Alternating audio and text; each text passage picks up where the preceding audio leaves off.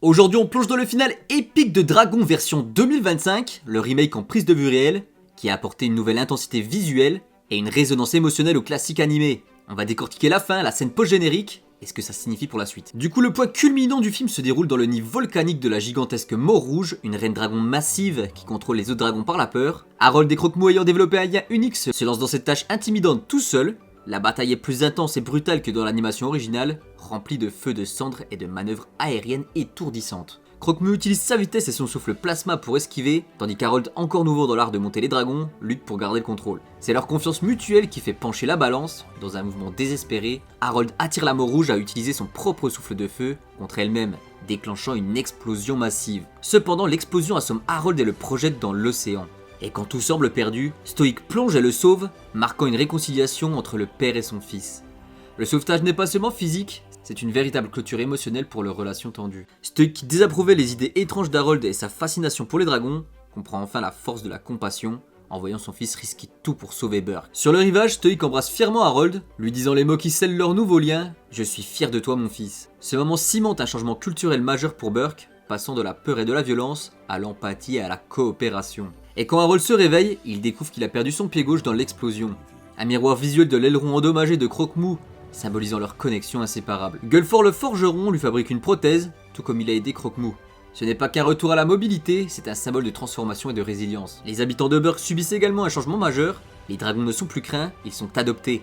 On voit des enfants jouer avec eux, ils aident à l'agriculture et même au transport des marchandises. D'ennemis, les dragons deviennent amis, ouvriers et compagnons, peignant un tableau d'une coexistence pacifique. La relation entre Harold et Astrid est également développée. Initialement sceptique, Astrid admire l'ingéniosité et le cœur d'Harold, et après la bataille, elle l'embrasse, une petite mais significative récompense pour leur parcours émotionnel. Astrid est d'ailleurs présentée non seulement comme un intérêt amoureux, mais aussi comme une future leader potentielle à part entière. Passons maintenant à la scène post-générique, et après le générique, une scène calme mais significative se déroule. Harold entre dans les archives du village, connu sous le nom de Livre des Dragons, et tourne la page autrefois vierge dédiée aux furies nocturnes. Il y dépose un croquis dessiné à la main de Croque-Mou, et cet acte simple est riche en symbolique. Il marque le rôle officiel d'Harold comme le premier érudit des dragons de Burke, préservant et élargissant les connaissances pour les générations futures. La scène rappelle aussi sa transformation d'un paria solitaire aux idées étranges en un pionnier d'une nouvelle ère, signalant la continuation de son voyage et potentiellement le début d'une quête de catalogage des dragons, comme dans les suites animées originales. Et terminons sur la façon dont ça prépare la suite. Pour le film Dragon 2 qui sortira en 2027, c'est déjà prévu et acté, et on peut s'attendre au retour de Valka, la mère d'Harold, longtemps disparue et souvent mentionnée subtilement.